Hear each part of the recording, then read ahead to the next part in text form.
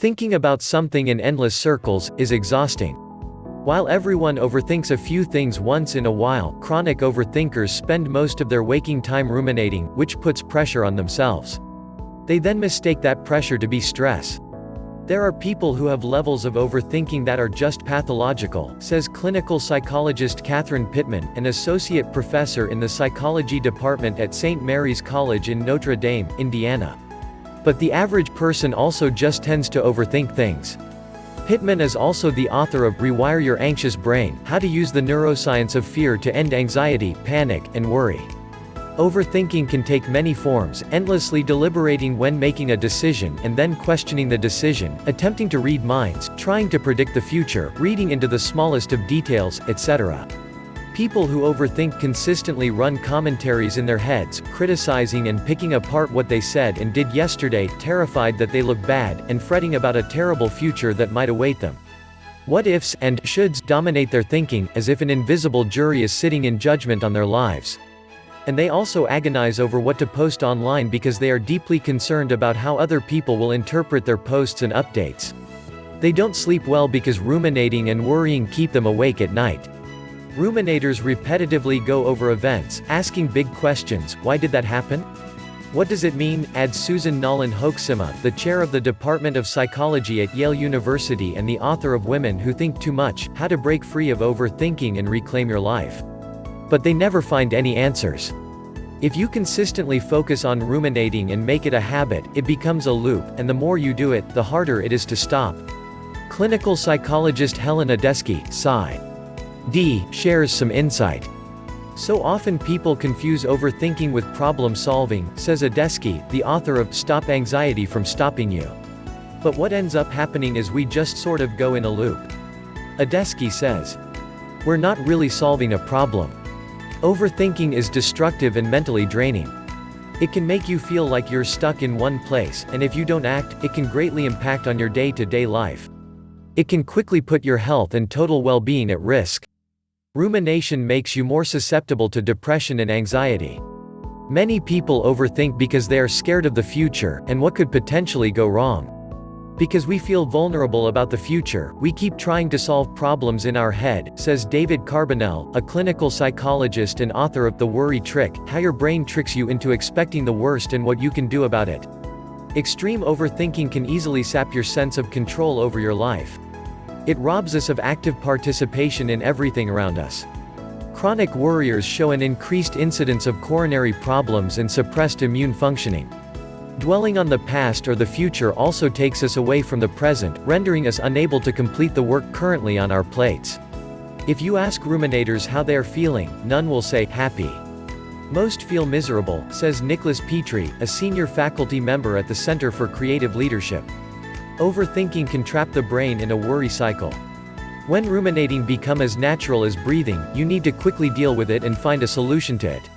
When an unpleasant event puts us in a despondent mood, it's easier to recall other times when we've felt terrible. That can set the stage for a ruminator to work herself into a downward spiral, writes Amy Macklin of Real Simple. How to defeat this pattern of thinking and win your life back. Chronic worrying is not permanent. It's a mental habit that can be broken. You can train your brain to look at life from a different perspective. To overcome overthinking, Pittman recommends you replace the thought. Telling yourself to not to have a certain thought is not the way to not have the thought, she says. You need to replace the thought.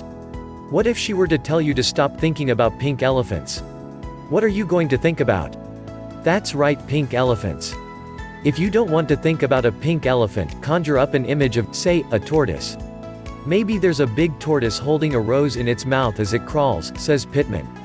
You're not thinking about pink elephants now. Talk yourself out of it by noticing when you're stuck in your head. You can tame your overthinking habit if you can start taking a grip on your self-talk, that inner voice that provides a running monologue throughout the day and even into the night. You can cultivate a little psychological distance by generating other interpretations of the situation, which makes your negative thoughts less believable, says Bruce Hubbard, the director of the Cognitive Health Group and an adjunct assistant professor of psychology and education at Columbia University. This is called cognitive restructuring. Ask yourself, what's the probability that what I'm scared of will actually happen? If the probability is low, what are some more likely outcomes? If it's a problem you keep ruminating about, rephrase the issue to reflect the positive outcome you're looking for, suggests Nalin Hoaxima. Instead of, I'm stuck in my career, tell yourself, or better still write, I want a job where I feel more engaged. Then make a plan to expand your skills, network, and look for opportunities for a better career. Find a constructive way of processing any worries or negative thoughts, says Honey. Write your thoughts down in a journal every night before bed or first thing in the morning, they don't have to be in any order. Do a brain dump of everything on your mind onto the page. Sometimes that can afford a sense of relief, recommends Honey Lancaster James, a psychologist. You can also control your ruminating habit by connecting with your senses. Begin to notice what you can hear, see, smell, taste, and feel. The idea is to reconnect with your immediate world and everything around you. When you begin to notice, you spend less time in your head. You can also notice your overthinking habit and talk yourself out of it. Becoming self-aware can help you take control. Pay a little more attention, says Carbonell. Say something like, I'm feeling kind of anxious and uncomfortable.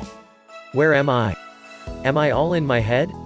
Maybe I should go take a walk around the block and see what happens. Recognize your brain is in overdrive or ruminating mode, and then try to snap out of it immediately. Or better still, distract yourself and redirect your attention to something else that requires focus. If you need to interrupt and replace hundreds of times a day, it will stop fast, probably within a day, says Dr. Margaret Warenberg, a psychologist and author of the 10 Best Ever Anxiety Management Techniques. Even if the switch is simply to return attention to the task at hand, it should be a decision to change ruminative thoughts. It takes practice, but with time, you will be able to easily recognize when you are worrying unnecessarily, and choose instead, to do something in real life rather than spending a lot of time in your head. For example, convert, I can't believe this happened, to, what can I do to prevent it from happening again? Or convert, I don't have good friends, to, what steps could I take to deepen the friendships I have and find new ones, recommends Ryan Howes, Ph.D. Don't get lost in thoughts about what you could have, would have, and should have done differently. Mental stress can seriously impact your quality of life. An overactive mind can make life miserable. Learning how to stop spending time in your head is one of the greatest gifts you can give yourself. Like all habits, changing your destructive thought patterns can be a challenge, but it's not impossible. With practice, you can train your brain to perceive things differently and reduce the stress of overthinking. If overthinking is ruining your life, and if you think you may be spiraling into depression because of your thoughts, it pays to get professional help.